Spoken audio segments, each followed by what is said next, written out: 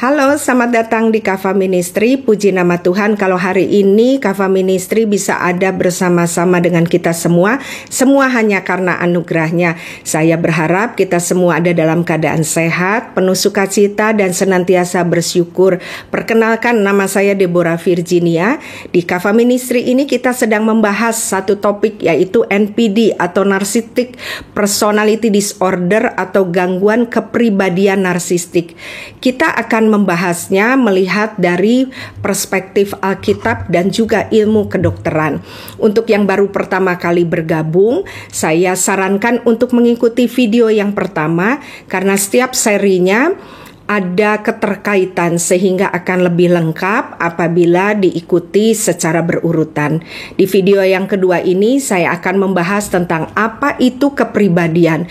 Jadi sebelum kita membahas tentang gangguan kepribadian narsistik, kita dapat memahami dulu apa itu kepribadian. Saat ini banyak orang memahami definisi kepribadian secara dangkal, yaitu bahwa kepribadian adalah apa yang ditampilkan dan itu diyakini menggambarkan kepribadiannya, sehingga banyak orang tertipu karena penampilan yang ditampilkan itu biasanya tidak mewakili diri sejatinya. Seperti ada satu film yang menarik yang diambil dari kisah nyata, yaitu yang berjudul Inventing Anna. Film ini menceritakan bagaimana seorang anak gadis yang lahir dari keluarga yang sangat sederhana di Rusia. Ia berhasil mengubah penampilannya menjadi tampilan menyerupai seseorang yang berasal dari kalangan high class. Bahkan dia mengakui bahwa dia seorang anak bangsawan dari Jerman dan punya banyak warisan. Dengan penampilan luarnya yang meyakinkan, banyak para investor yang ada di New York, juga banker dan para konglomerat tertipu. Dan saat ini dia sedang ada di penjara untuk mempertanggungjawabkan perbuatannya. Dari sini kita melihat bahwa penilaian yang tampak fisik tidak mesti menggambarkan kepribadian sejatinya. Jadi apa definisi kepribadian? Definisi kepribadian adalah kumpulan pikiran, perasaan, sifat, perilaku, pola pikir yang merupakan karakteristik atau keunikan dari seseorang. Dan kepribadian ini biasanya dibentuk hasil dari penggabungan dari beberapa faktor. Misalnya faktor biologis, seperti misalnya bagaimana faktor genetik dari orang tua, bagaimana perkembangan otaknya. Juga bisa berpengaruh dari faktor psikologi, misalnya bagaimana hubungannya dalam keluarga, bagaimana pengalaman awal atau masa kanak-kanaknya. Dan yang ketiga adalah faktor sosiologis, misalnya bagaimana lingkungan, budaya yang membentuknya sangat mempengaruhi nilai norma etika budaya yang ada.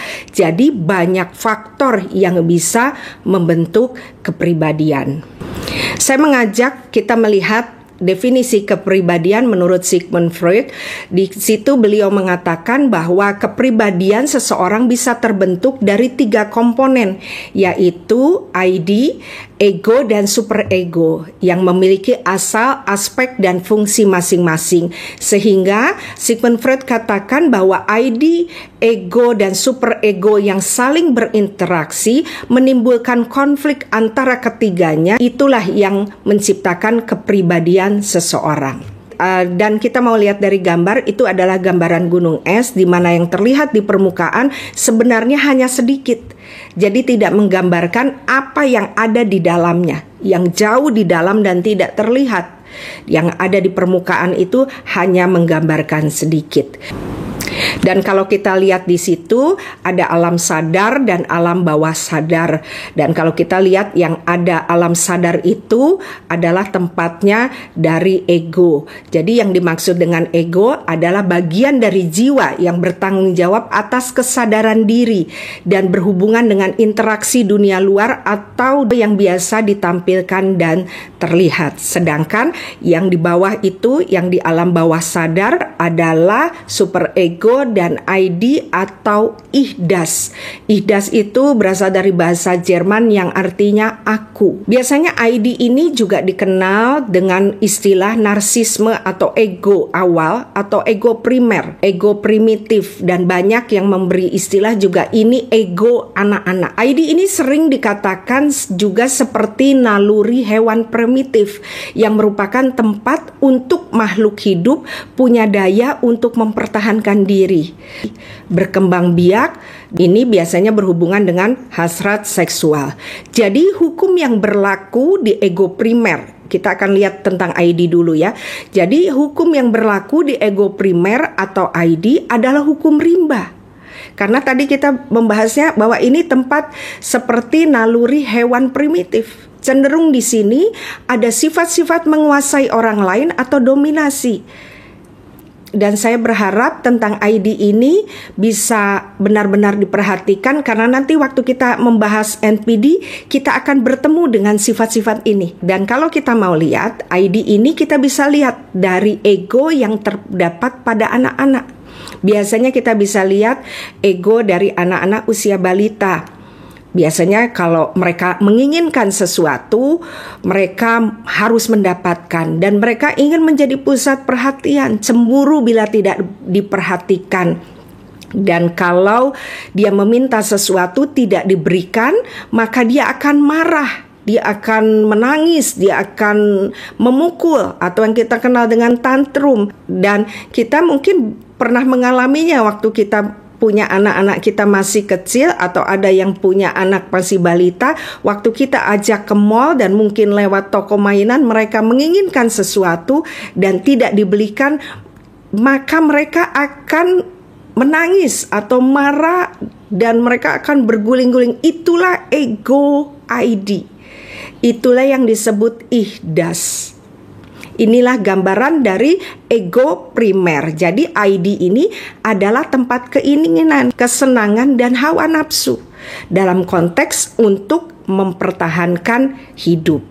Kalau saya gambarkan sederhananya, ID ini adalah seperti saat kita mungkin ke pasar dan masuk ke kios yang orang menjual daging sapi.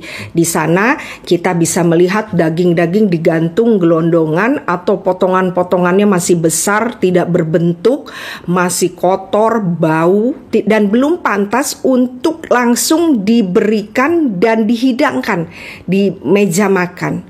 Masih harus dicuci dulu, harus dipotong-potong sesuai kebutuhan supaya cantik juga bentuknya, dimasak dengan api yang panas dalam waktu tertentu, dicampur dengan bumbu-bumbu, diproses sampai bau kotorannya hilang dan punya cita rasa yang enak serta punya potongan yang menarik untuk dihidangkan.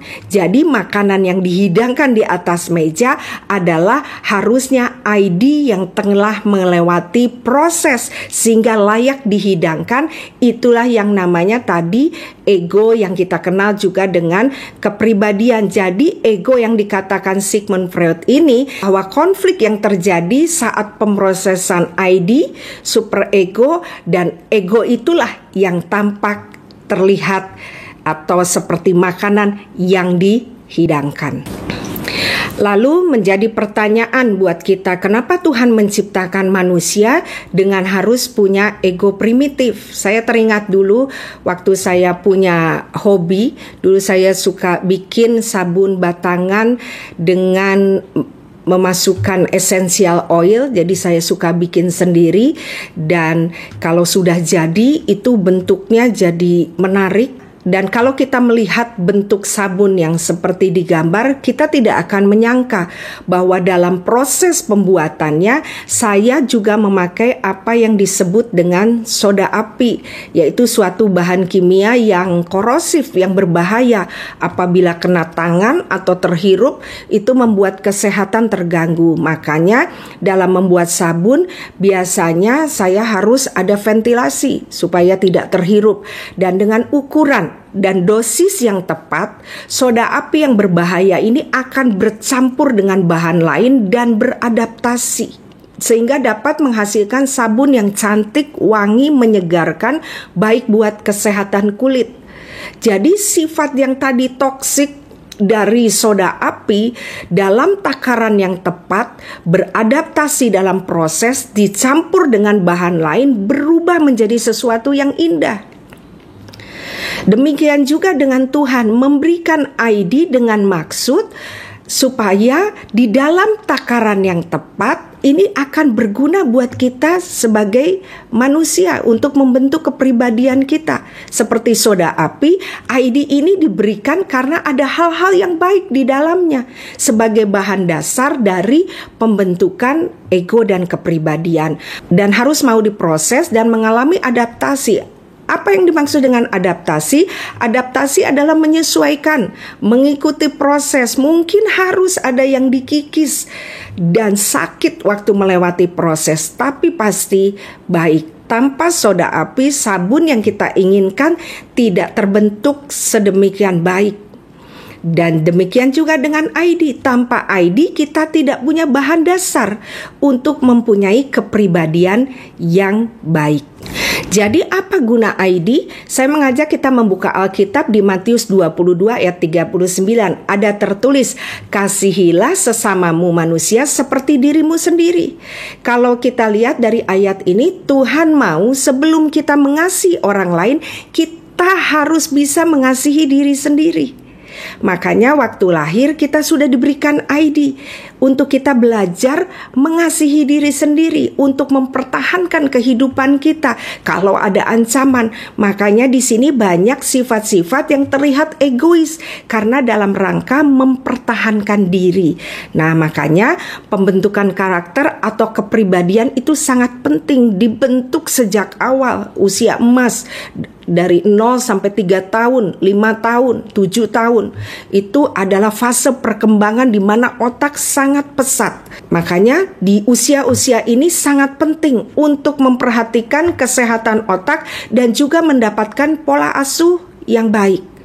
Anak-anak yang mengalami pengalaman traumatik di usia ini, misalnya hidup dengan orang tua yang berperingai kasar atau punya orang NPD, biasanya bisa berdampak anak akan mengalami gangguan kepribadian ke depannya. Jadi sekarang kita mengenal bahwa ID itu harus beradaptasi, dan yang bisa beradaptasi itu biasanya kita sebut dengan narsisme adaptif atau ego yang adaptasi. Dan yang tidak bisa beradaptasi kita sebut dengan narsisme maladaptif atau narsisme yang tidak bisa beradaptasi. Narsisme atau ego yang adaptif adalah ID yang mengalami proses itu tadi dan mampu beradaptasi menyesuaikan diri. Biasanya proses yang terjadi pada ID ini adalah penurunan ego.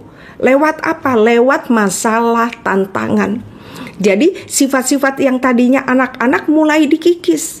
Dan apabila kita mengalami proses pembentukan ego primer dengan baik, maka kita akan terbentuk menjadi orang yang punya rasa percaya diri, tahu mengasihi diri sendiri, dapat mengatur hidup kita dengan baik dan mempunyai integritas, punya tujuan, orangnya semangat, gigih dalam mencapai sesuatu.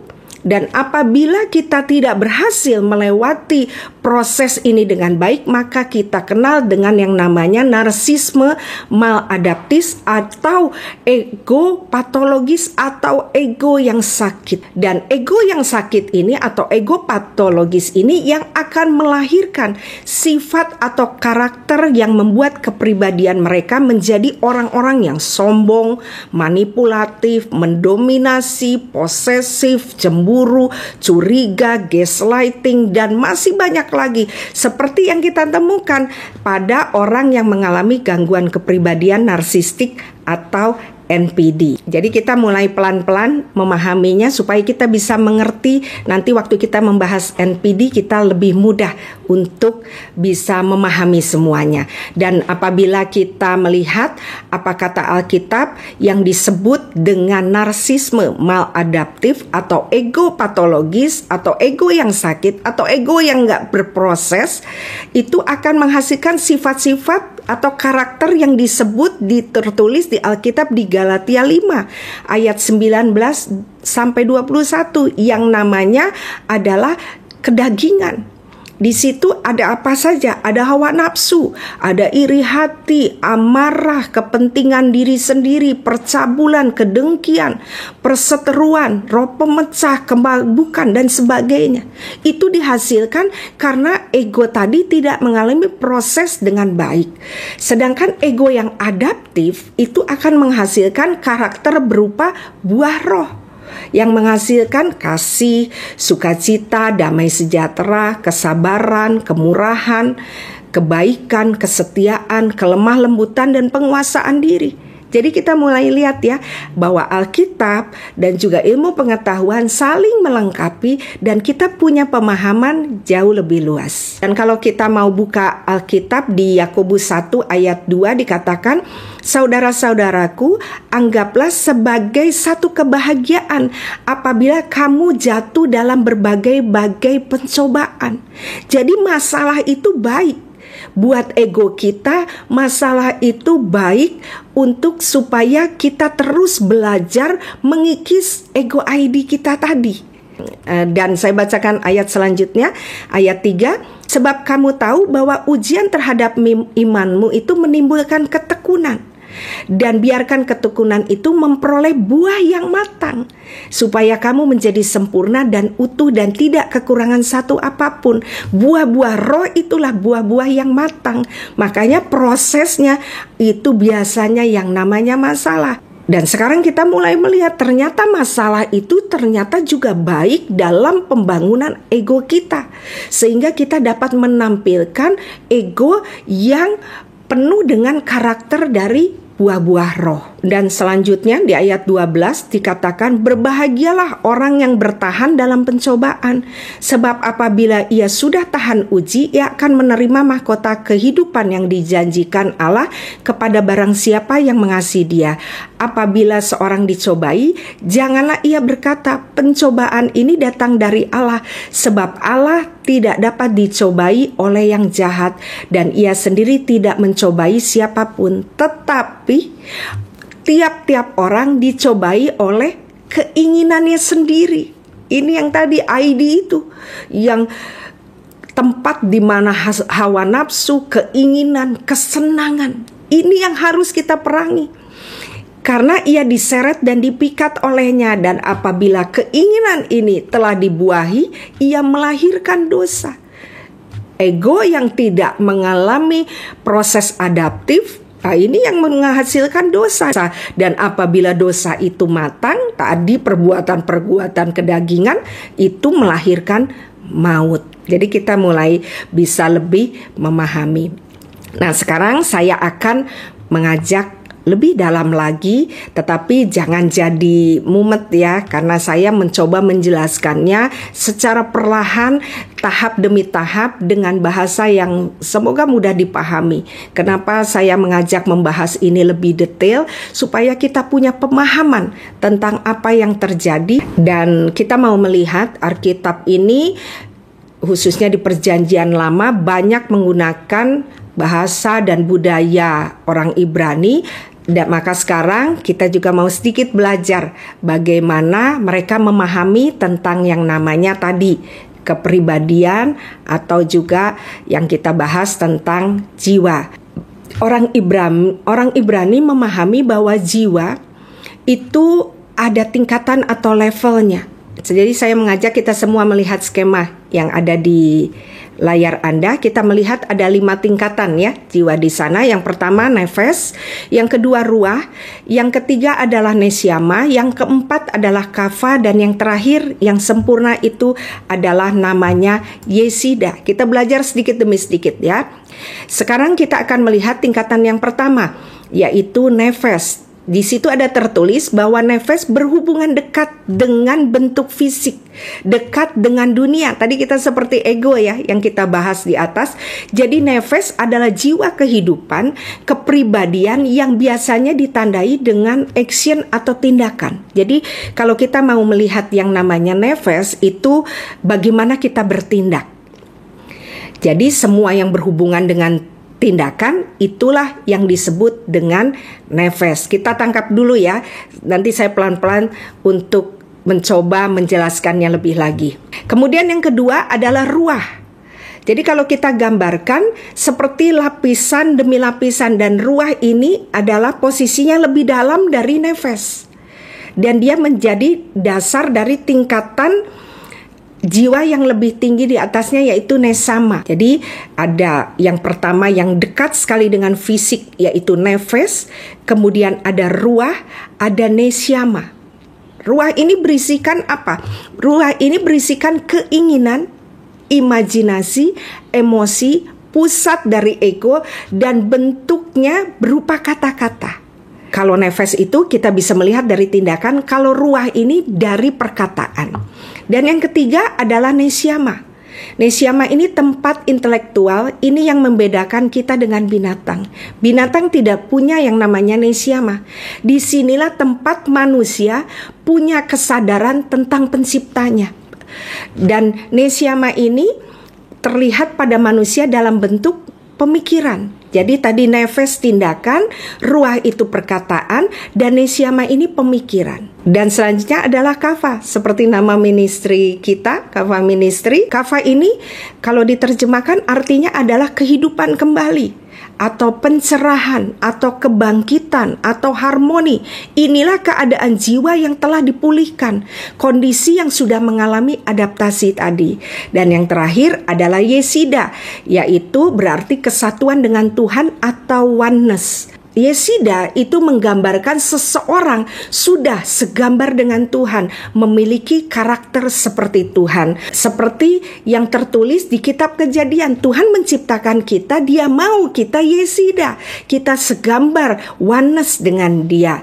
Mungkin di awal agak sedikit membingungkan, tapi karena ini dasar yang harus saya bagikan, jadi kita masih terus membahasnya, dan saya percaya banyak hal yang dibukakan lewat apa yang kita bahas hari ini, khususnya tentang pembaharuan pola pikir. Untuk itu saya mengajak kita untuk memahami ini dengan melihat satu contoh dari seorang yang luar biasa yang ada di Alkitab, yaitu Daniel. Bisa dibaca di kitab Daniel ya. Seorang pemuda Ibrani yang menjadi tawanan di Babel. Saat bangsa Yehuda tidak taat kepada Tuhan, maka Tuhan memberikan kepada mereka hukuman kepada bangsa Yehuda dengan cara apa? Membuang mereka, menjadikan mereka tawanan ke bangsa Babel, sehingga mereka di Babel mereka hidup menjadi tawanan. Daniel masih sangat muda waktu ada dalam pembuangan di Babel, dan karena dia pintar, dia punya perawakan yang baik, punya karakter yang baik, seperti yang tertulis di Alkitab, Daniel ini punya excellent spirit atau roh yang luar biasa. Maka dia tidak ditempatkan sebagai budak, tetapi dia ditempatkan di istana raja sebagai penasehat dari Raja Nebukadnezar. Kita mau melihatnya, bisa dibuka di Alkitab di Daniel 5 ayat 14. Kalau mau lebih lengkapnya bisa dibaca dari ayat 11. Tetapi saya akan hanya bacakan di ayat 14 saja. Dikatakan di situ, telah kudengar bahwa engkau, maksudnya Daniel, penuh dengan roh para dewa. Dan apabila kita mau melihat kata aslinya, penuh dengan roh para dewa itu dalam bahasa Ibraninya adalah yesida. Jadi sudah menjadi seperti Tuhan. Kita melihat tadi yesida adalah tingkatan paling tinggi, bicara kesatuan dengan Tuhan atau oneness, orang yang sudah punya karakter seperti Tuhan. Di sini dikatakan Daniel punya ini, dalam arti saat orang melihat Daniel seperti orang melihat Tuhan. Inilah gambaran dari keserupaan kita dengan Tuhan, seperti tertulis di Alkitab bahwa saat Allah menciptakan manusia, Dia mau kita segambar dengan Dia, dengan maksud waktu orang melihat manusia ciptaannya seperti mereka melihat Tuhan, baik itu karakter dan juga kuasanya. Kemudian kita lanjut ayat selanjutnya, bahwa padamu ada kecerahan. Dan kalau kita melihat kata aslinya dalam bahasa Ibrani, kecerahan ini atau kehidupan atau kebangkitan itulah kava. Seperti di level jiwa yang nomor 4 tadi yang ada di skema jiwa yang dipahami orang Ibrani, menggambarkan di mana nefes dan ruahnya ego ID-nya sudah beradaptasi menjadi Kava. Jadi Daniel memiliki ego yang sudah adaptif. Makanya dia punya karakter yang excellent. Kava ini yang dihasilkan adalah buah-buah roh. Kita teruskan ayatnya, dikatakan di situ akal budi dan hikmat yang luar biasa. Jadi Daniel ini dikatakan punya akal budi dan hikmat yang luar biasa. Dalam bahasa Ibrani-nya, akal, budi, dan hikmat ini adalah neshama. Neshama kalau kita lihat di skema tadi, neshama adalah tempat di mana kita menyadari keberadaan Tuhan. Dan tempat di mana kita bisa berhubungan dengan Tuhan dengan pemikiran, pola pikir, dan kesadaran yang luar biasa. Jadi kalau kita kembali lihat skema dan melihat ayat yang kita baca, Daniel itu tidak disebut tentang masih memiliki nefes dan ruah. Tetapi dia hanya ditulis dia punya neshama yang luar biasa, dia punya Kava dan punya Yesida. Tadi kita tahu ego primer yang saya umpamakan dengan daging gelondongan yang masih bau dan kotor itu adalah nefes dan ruah, di mana menggambarkan sesuatu yang masih harus perlu diproses. Nah, makanya kalau kita lihat di egonya Daniel ini, dia tidak punya lagi ego primer atau tadi yang namanya nefes atau ruah atau ID. Yang dia tidak punya lagi ego primer, tapi dia sudah punya karakter yang berbuah atau Kava. Bicara tentang buah-buah roh yang menggambarkan keserupaan dengan karakter Kristus. Juga dikatakan Daniel punya neshama yang luar biasa, berarti dia seseorang yang punya hubungan dengan Tuhan, sehingga memiliki pikiran dan kepintaran yang lebih dari rata-rata manusia. Makanya kalau kita lihat Daniel bisa mengartikan mimpi Raja Nebukadnezar, dia dapat mengalahkan orang-orang pintar di Babel, itu dia bisa kalahkan. Kenapa? Karena dia punya neshama, dia punya hubungan dengan Tuhan. Sedikit saya tambahkan dalam perjalanan kehidupan saya melihat ternyata ada korelasi antara bagaimana relationship dengan Tuhan biasanya ekuivalen dengan kepintaran seseorang. Saya melihat orang-orang yang punya hubungan erat dengan Tuhan pasti pintar, karena neshama itu gambaran dari intelektual. Dan sebelum kita membahas tentang bagaimana Daniel bisa mendapatkan level jiwa yang luar biasa dan sempurna ini, saya mengajak dulu untuk kita lihat figur perbandingan. Tadi kita membahas Daniel, sekarang kita membahas tentang Raja Nebukadnezar. Siapa Raja Nebukadnezar? Raja Nebukadnezar kedua adalah salah satu raja Babel, yaitu raja di tempat di mana Daniel ditawan. Dia seorang raja yang memerintah paling lama dan menjadi raja yang paling sukses di Neo Babilonia.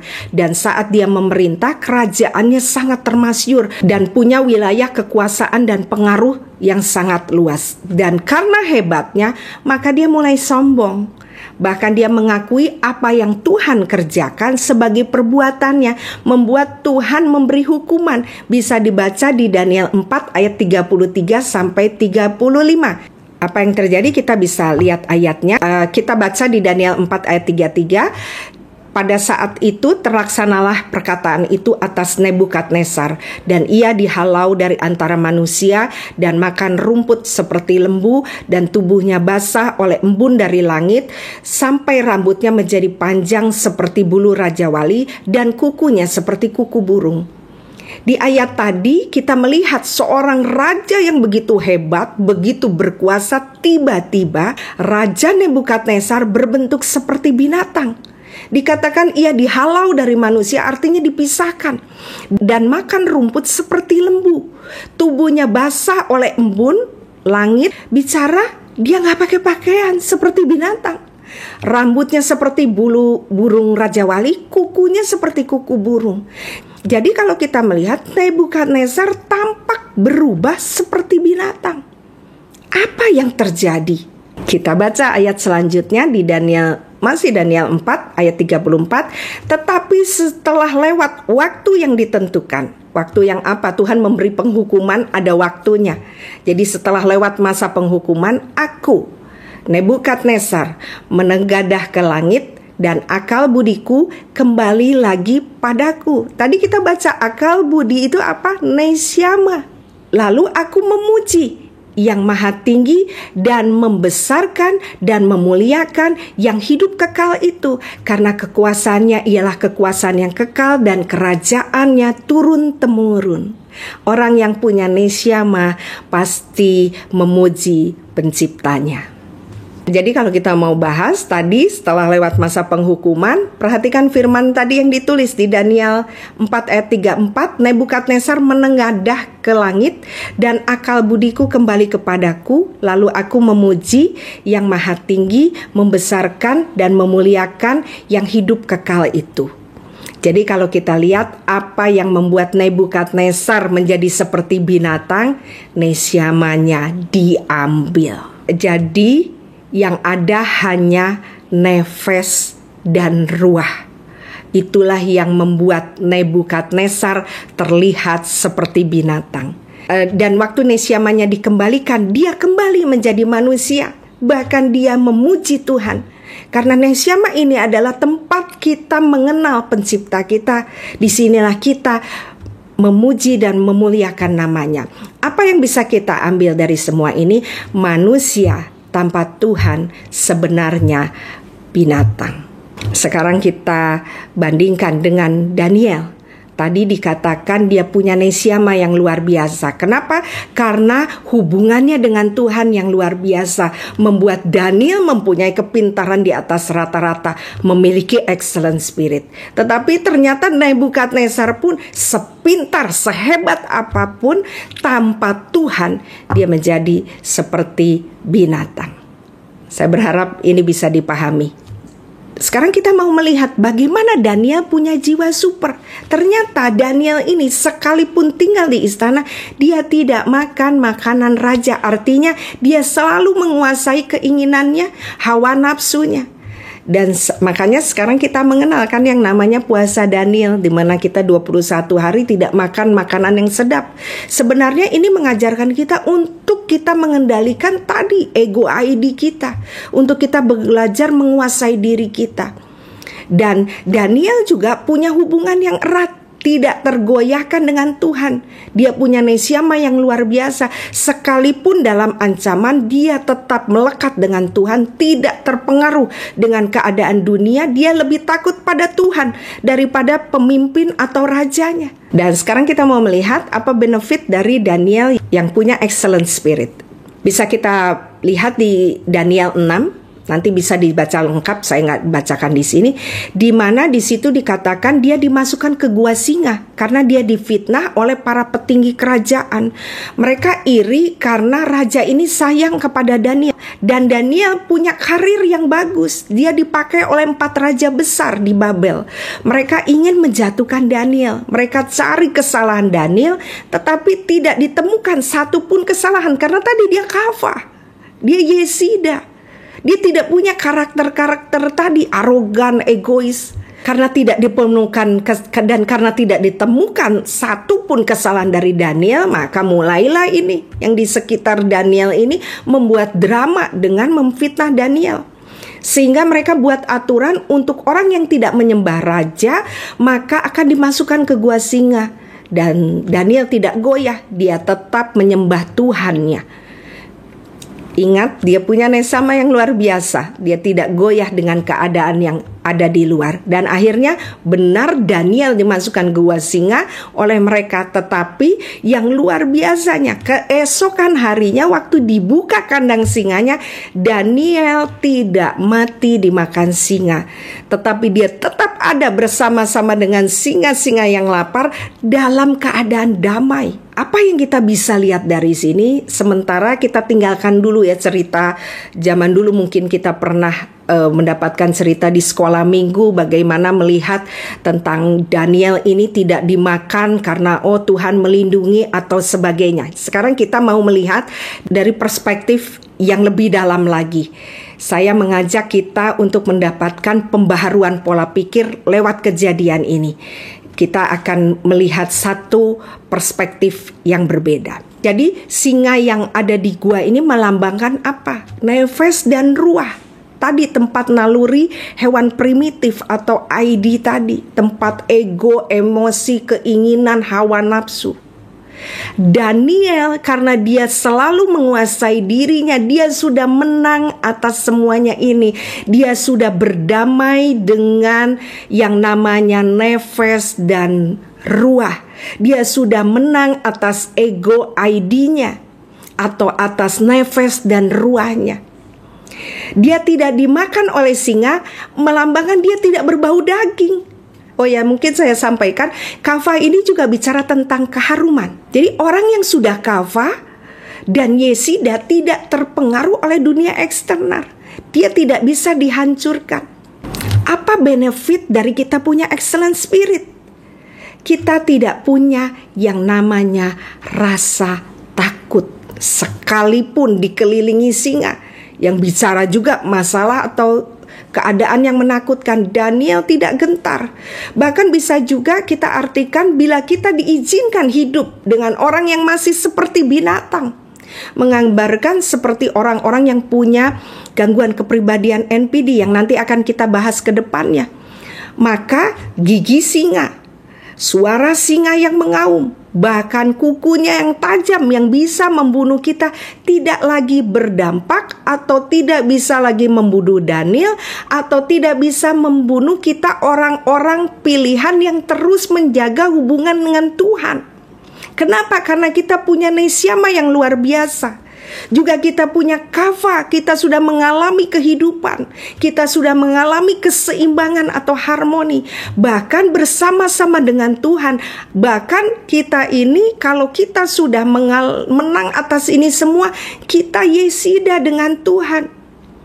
Kita tidak akan takut akan apapun yang kita hadapi, kita keluar sebagai pemenang. Kita lihat betapa luar biasanya Daniel. Singa yang digambarkan sebagai ego ID, dia sudah berdamai. Jadi dia tidak perlu lagi harus berperang dengan egonya. Dia sudah menang. Itulah keadaan kafah, keadaan damai. Itulah yang harus ada di pikiran kita. Bukan hanya soal keinginan, mau ini, mau itu, hawa nafsu segalanya. Bukan. Daniel sudah menang atas itu. Makanya dia penuh damai sejahtera. Nah sekarang kita mau bandingkan, ada satu pribadi lagi yang sering bertarung dengan singa. Siapa? Kita bisa baca di kitab Hakim-Hakim, dari Hakim-Hakim 13 kalau nggak salah sampai 16. Ada kisah tentang Samson. Ya kita suka tahu Samson dan Delilah, ya ada filmnya. Kita melihat Samson adalah sebenarnya orang yang sudah dipersiapkan Tuhan. Dia sudah menjadi seorang nazir sejak dari lahir. Tetapi kehidupannya dia tidak memproses ego ID-nya. Dan yang dalam skema Ibrani tadi kita tahu dengan yang namanya nefes dan ruahnya. Keinginannya terus dia ikuti, dia beri makan. Dia hidup dalam hawa nafsu, memberontak pada Tuhan. Makanya dia tidak punya nesyama yang baik, sehingga membuat dia sering bergumul dengan singa yang lambang dari hawa nafsunya. Keinginannya yang tidak bisa dia kendalikan membuat dia tidak pernah menang dengan egonya. Bahkan membuat dia tidak pernah menang sampai matinya. Bahkan dia mati karena egonya. Jadi kita lihat ya, ego yang maladaptif atau narsisme ini selain menghancurkan orang lain, sebenarnya yang paling dihancurkan adalah orang itu sendiri. Ego primer yang tidak diproses tidak hanya membahayakan orang lain, tetapi membahayakan orang itu sendiri. Kita melihat bagaimana ego Samson, orangnya mudah marah, arogan, sombong. Demikian juga dengan Salomo, anak Raja Daud. Tadi kita melihat sebenarnya Samson sudah jadi nasir Allah. Tuhan udah punya rencana buat dia. Tetapi proses dia tidak mau lewati. Akibatnya rencananya tidak terjadi di hidupnya. Demikian juga dengan Salomo. Salomo anak Raja Daud, kita lihat sekalipun dia sudah diberikan hikmat Tuhan, tetapi dia tidak pernah bisa mengendalikan keinginannya. Sampai kita tahu dia punya gundik sampai 1000. Bayangkan. Ini melambangkan bahwa Salomo tidak bisa mengendalikan ego primernya. Jadi Jadi dari apa yang kita lihat tadi, ada Daniel, Raja Nebukadnezar, ada Samson, ada Salomo, yang menjadi pertanyaan bagaimana ego primer itu diproses. Ego primer atau ego ID tadi diproses dengan yang namanya masalah. Makanya banyak orang yang bilang, waduh, waktu saya belum kenal Tuhan kayaknya hidup saya enak-enak aja. Tetapi kenapa semakin dekat dengan Tuhan, semakin mengenal Tuhan, banyak masalah yang dihadapi? Ya, pasti. Karena dengan masalah kita sedang diproses menuju kesempurnaan, menuju kepada karakter Kristus. Kita mau lihat ya sedikit tentang Salomo. Salomo waktu lahir sebenarnya Tuhan sudah memberikan nama, yaitu Jedidiah. Arti nama ini adalah yang dikasihi Tuhan. Nah, papanya Raja Daud tahu bahwa yang namanya dikasihi Tuhan itu harus lewati proses demi proses yang menyakitkan. Makanya Daud tidak mau anaknya mengalami apa yang dia alami. Proses itu ternyata membekas di hatinya. Dia tidak mau Salomo mengalaminya. Maka dia tidak taat memberi nama Jedidiah, dia memberi nama Salomo, yang menggambarkan kelimpahan. Sesuatu yang gak perlu proses, semua didapatkan dengan mudah. Akibatnya kita melihat kehidupan Salomo. Kita lihat di kitab Pengkhotbah banyak kekecewaan yang dia tulis di situ.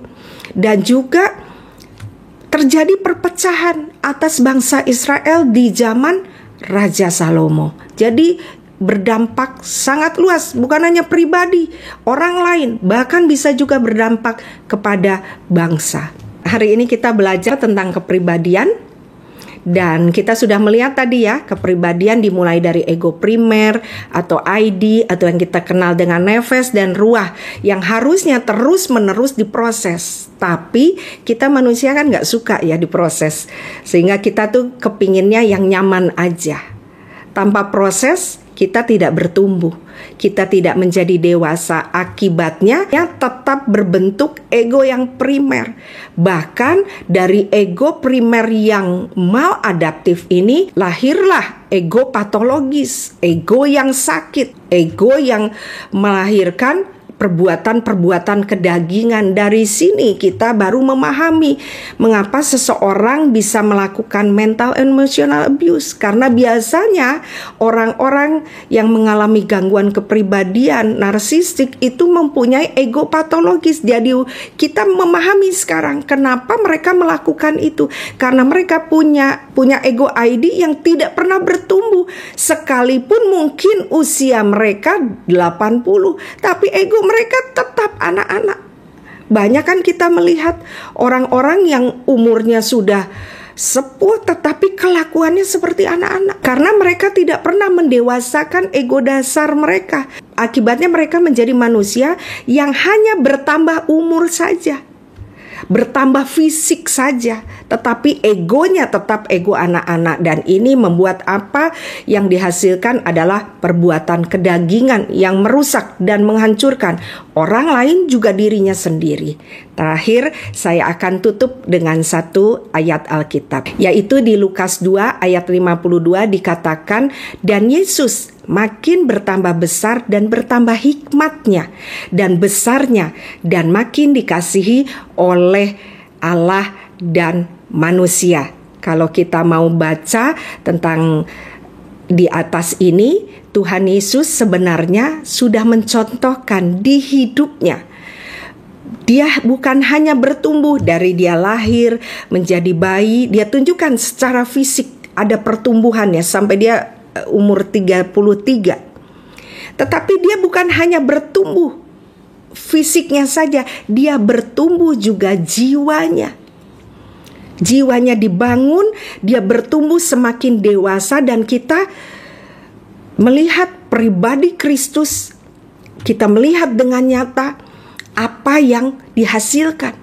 Dan kalau kita mau melihat apa pokok pelayanan Yesus di muka bumi ini, Kita banyak mau melihat Tuhan Yesus, oh penuh kasih, oh dia penuh mujizat, dia bisa menyembuhkan, membangkitkan orang mati. Kita senang sekali dengan hal yang seperti itu. Sebenarnya yang Tuhan lihatkan, pelayanan sesungguhnya, pelayanan puncaknya adalah penghancuran daging atau ego yang sudah dia kerjakan sebagai yang sulung di kayu salib. Dan dia mengajak kita semua untuk juga melakukannya. Kita menyalibkan daging kita supaya kita bisa yesida dengannya. Nah, kita kan maunya Yesus yang disalib, kita yang enak-enakan. Tidak. Apa yang Tuhan lakukan itu contoh yang harus juga kita kerjakan. Kita juga harus menghancurkan daging kita tadi. Ego ID kita harus diproses untuk kita bisa jadi kafa, bisa jadi yesida. Bisa jadi satu, bisa jadi mempelainya Kristus. Kita sering berbicara tentang kita mau jadi mempelainya. Tuhan tidak akan menjadi mempelai kepada orang yang masih mempunyai ego anak-anak. Dia akan mencari mempelainya yang sudah kafah. Nah, saya berharap kita semua bisa memahaminya. Dan yang terpenting dikatakan di ayat tadi kita baca, dan tanda dari orang yang bukan hanya fisiknya saja yang bertumbuh, tetapi jiwanya juga sampai level yang tadi seperti Daniel, ada tandanya. Apa tandanya? Dia dikasihi Allah dan dikasihi manusia. Wah, ini menjadi impian kita ya. Ternyata waktu kita sempurna, kita menjadi kafah, Tuhan sudah mencontohkannya. Kita akan menjadi orang yang dikasihi Allah dan juga dikasihi manusia. Oke, itu yang bisa Kafa Ministry bagikan di seri ini. Semoga bisa dipahami. Sebelum Kafa Ministry di YouTube juga sudah disampaikan kepada beberapa grup di Zoom. Dan hampir berlangsung 3-4 tahun dalam beberapa grup. Dan biasanya mereka itu sering mengulang kembali apa yang saya sampaikan. Jadi biasanya videonya itu diulang lagi untuk mereka paham. Jadi untuk itu saya mengajak juga untuk kita semua, apabila belum paham, bisa diulang beberapa kali supaya dapat pemahaman yang lengkap, sehingga kita punya fondasi yang kuat dan terjadi pembaharuan pola pikir. Saya berharap apa yang saya sampaikan hari ini dapat menjadi berkat. Terima kasih atas perhatiannya. Saya berharap semua ada dalam keadaan sehat, baik jiwa maupun fisik. Dan sampai jumpa di seri selanjutnya. Tuhan Yesus memberkati.